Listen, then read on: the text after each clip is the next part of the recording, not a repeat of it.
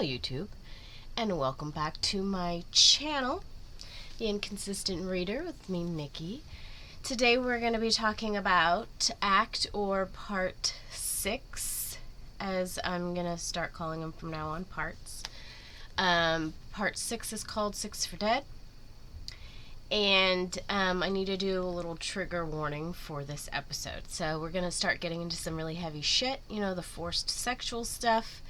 And I'm not going to get too deep, but we are going to be talking about it, so you have been warned. Viewer discretion is advised. Part 6, 6 for Dead, Chapter 13, Transcript of Witness Testimony 369A. So, Agnes, okay? We're back to Agnes.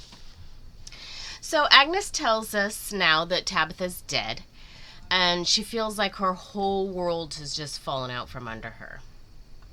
Women don't get big funerals in Gilead. There was a closed casket funeral for Tabitha and a small reception at their house, and Agnes found small comfort in helping the Marthas in the kitchen instead of, wandering around. But then once she leaves the kitchen, she noticed that most everybody ignores her, except this widow named Paula. Paula was a famous widow in that a year ago her handmaid murdered her husband with a kitchen skewer, or so the legend goes. According to Paula, their handmaid went mad and killed him out of nowhere. Now, Shunammite's version ends with Paula finding her husband dead in his study, pantsless. I believe we do learn the real story, but not until much later in the book. So her father introduces her to Paula, who says some callous shit about how nice it must be to get a new dress, to which Agnes thinks, and I quote, "I felt like biting her. Was the new dress supposed to make up for my mother being dead?" No shit, right? So, of course, several months later, her father marries Paula.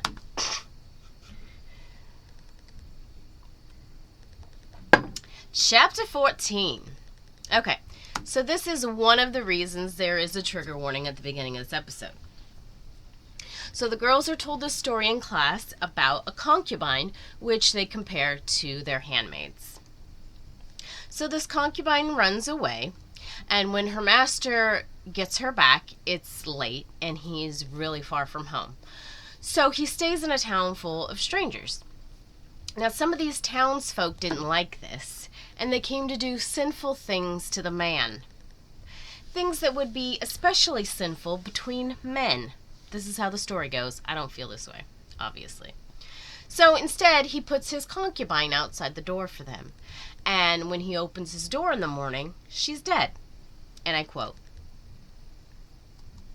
Aunt Vidala, "This story is God's way of telling us that we should be content with our lot and not rebel against it.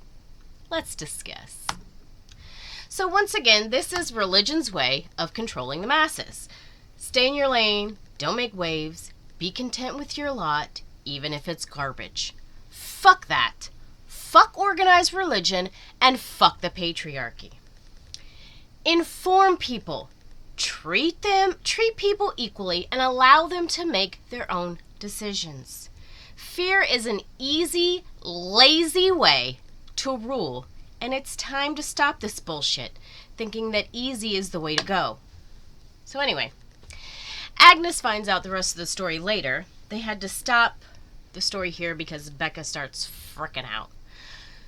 So the end of the story is she gets cut into 12 pieces and sent one piece to each of the tribes, and he asks for vengeance against the misuse of his property, which, if you didn't surmise by the story, they forced her to death, okay? So the story goes on, but, you can look it up if you want to know the rest of the story. That's on you. So why the fuck are they telling these young girls this story? Let's discuss. Aunt Vidala says, if you do your duty and don't rebel, you'll be fine. Remember, these girls are about to enter puberty, and if they scare them early into towing the line, maybe, just maybe, they won't be rebellious teens. Maybe they'll get a feel or a fear for the consequences for their misbehavior? I don't know. What do you guys think?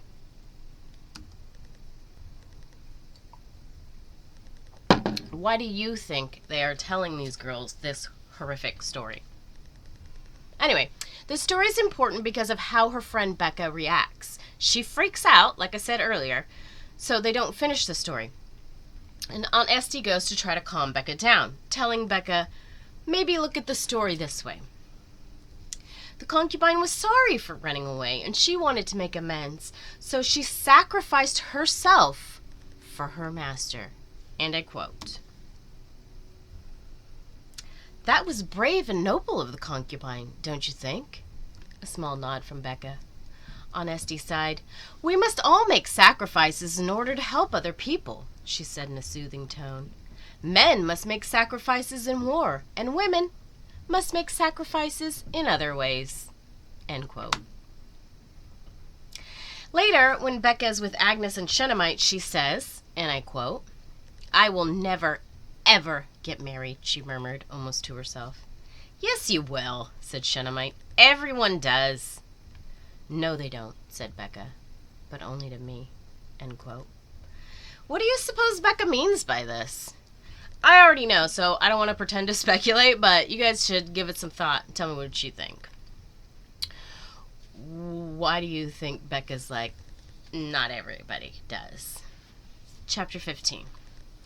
So Agnes's household finally gets a handmaid, because after all, Paul is not her mother, and clearly she doesn't even want to try to be her mother.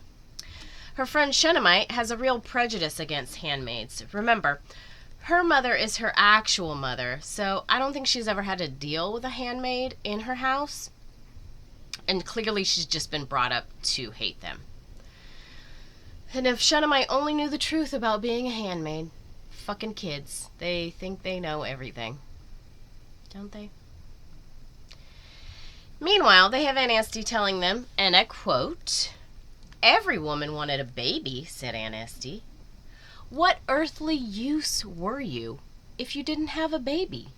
End quote. Let's discuss. As a woman who has not only not had a baby, but has also had an abortion, let me just say this. There is no earthly purpose for us at all. Period. Just live your life and be kind to others. Not for a purpose, but just to make things easier in this shitty, nonsensical world. It's bullshit. Duty living like this. It makes people feel bad about their lives and their choices. I said it before, and I'll say it again. Mind your own fucking business. So anyway, Agnes enters puberty soon after their handmaid joins the household. Her body is changing. She hasn't had her, "Hello God, it's me, Margaret" moment. You know, the crimson wave. But most of the other girls in her class have. She hated how fast she was turning into a woman because she only saw it as a burden. She thought if she stopped eating, maybe her body would stop growing, but she only lasted one day fasting. So Agnes noticed at school that her social status has now been lowered. Becca sits with her, but she doesn't hold her hand under the table anymore. And Shunammite still talks to her, but she talks to her like she's doing her a favor. And Agnes has no reprieve at home. Her father basically ignores her, and Paula just sees her as nothing more than a nuisance. But even worse, there's a nasty rumor going around that is not in Agnes's favor, which of course Shunammite could not wait to tell her about.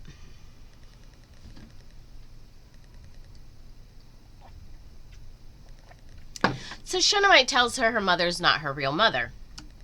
Her mother was a slut, and I quote, Shunammite gave me a pitying, relishing smile. "It's the truth.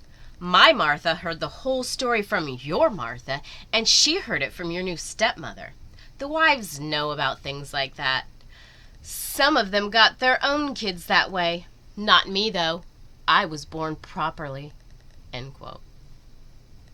So, of course, it was Shunammite who told the whole school about Agnes's situation, and now everyone was shunning her even more because of it. She knew it must be true because of the faint memory she had of running through the forest.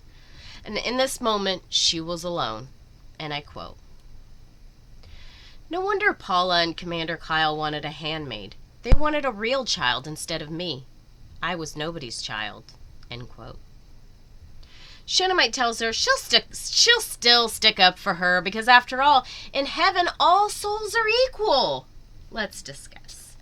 If our souls are equal in heaven, is that how everyone justifies being shitty to each other in the meantime? Like, why is everyone such a dick? Be nice to each other, unless the situation warrants otherwise. If you need a power fix, get it elsewhere. Tearing others down is low and lazy.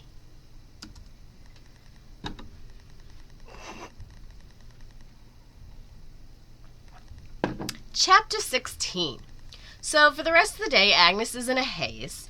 She doesn't even notice when she pricks her finger in her embroidery class. Everyone laughs at her, and someone makes a joke about Agnes finally getting her period. And even Becca laughs at that. How the mighty have fallen.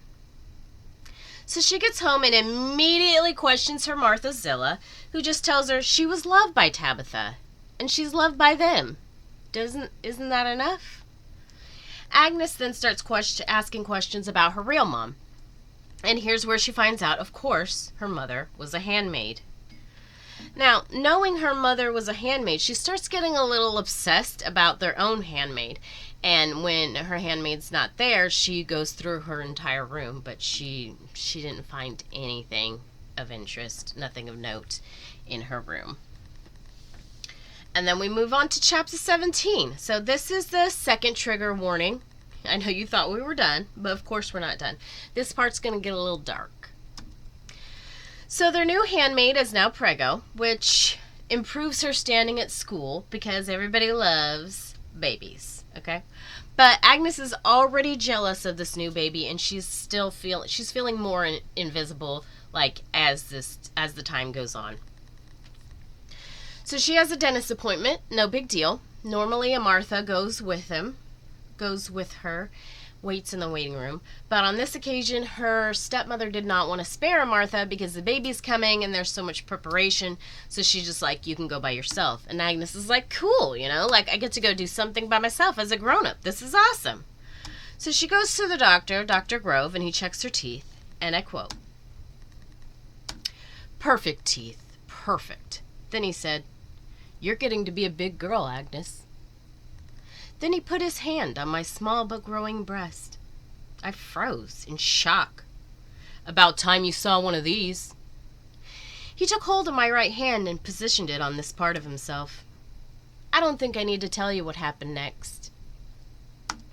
Afterwards, the male receptionist made small talk with her and then says, and I quote, "You look pale.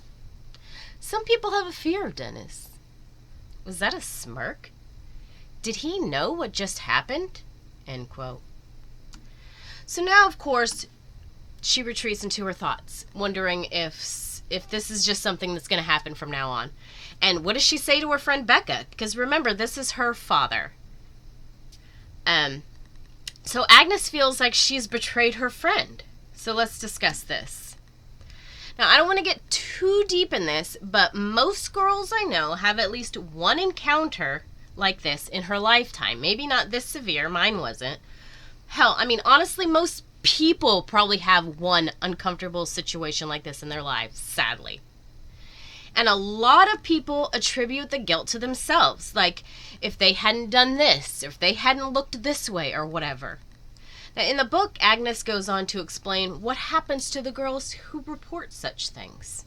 They get whipped and told, and I quote, "Nice girls did not notice the minor antics of men. They simply looked the other way. But I could not have looked the other way. There had been no other way to look." She gets home and she just tells her Martha she doesn't feel good and she's going to go lay down. So her Martha Zilla brings her up, her Martha Zilla brings her a warm drink, and I quote, "I should have gone with you. She knew, or she suspected. She was warning me not to say anything. That was the kind of coded language they used. Or, I should say, that we all used." End quote. So Agnes has decided that it's a conspiracy and Paula is the orchestrator of the conspiracy. And I quote, "She wanted me to be defiled." She then contemplates how it's probably just a big joke and she was right to hate Paula. Like, Agnes no longer felt guilty about it either. Paula was garbage and it was okay to feel that way. So, like I said, I don't want to delve too deep into forced interactions, but I think we can all understand, even empathize with her thoughts and feelings at this time.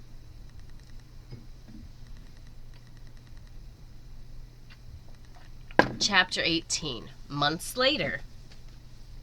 Agnes has spent this whole time just sneaking around the house and listening in to people's conversations. And she starts wondering about her real dad and how he might feel about her. But it's just like a passing thought. Anyway, so everyone's getting super excited because the baby's coming soon.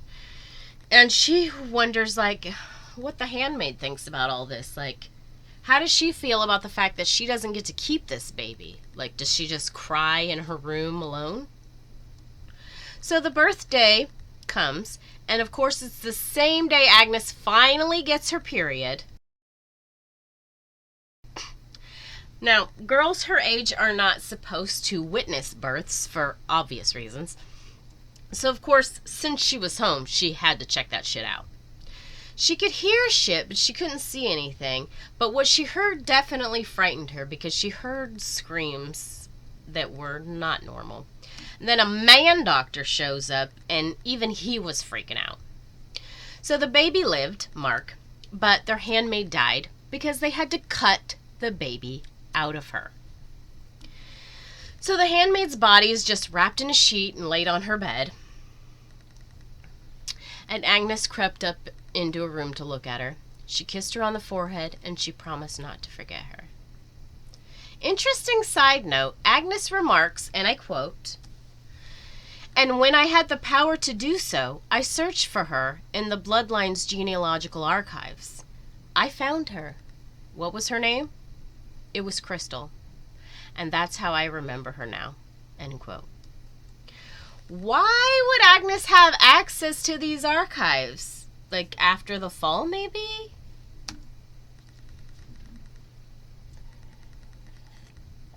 Give that some thought. So Agnes was allowed to attend her handmaid's funeral because, after all, she was a woman now. And Aunt Lydia was there, and she gave a speech about the ultimate sacrifice. And I quote, Aunt Lydia's voice trembled a little as she was saying this. "I did not cry. I'd already done my crying. She," meaning Crystal, "hadn't volunteered to die with noble womanly honor or be a shining example. But nobody mentioned that." And that's interesting. Like, yeah. So Aunt Lydia's giving this speech about the ultimate sacrifice is having this baby and giving your life for it. But really, she did not have a choice in the matter. That baby was going to get cut out of her because her life is worthless and the baby's life is more important than hers. Chapter 19. So now that her handmaid is dead, Agnes is a social pariah now. Like, even worse. Like, she had her standing up a little bit when she was pregnant, but now that she's dead, it's all gone. It's, like, even worse because it's considered bad fate to have your handmaid die. And I quote, "If your handmaid dies in your bed, then her blood is on your head. If your handmaid's baby dies, then your life is tears and sighs. If your handmaid dies in birth, the curse will follow you over the earth." End quote. So, since their baby lived, Agnes wasn't openly mocked, but she was avoided like the plague. Like, people did not talk to her or treat her well or anything. So she spends most of her time in her room, like, avoiding life as much as humanly possible. And that's it. That's the end of Act 6. Part 6. I'm doing part 6. So that's the end of part 6. I'm going to break down these videos just by parts now. So the next part will be stadium, and it's really short. So that video is going to be short, and then the next one will be a little bit longer, and I'm just going to do it by parts now. So we are about a quarter of the way through this book. What does everybody think? Are you enjoying it? Are you worried our country's heading this way? I'm glad to be living in California, where at least our abortion rights are about to be codified into our Constitution. However, I do find it incredibly fucking sad that it has to be done this way.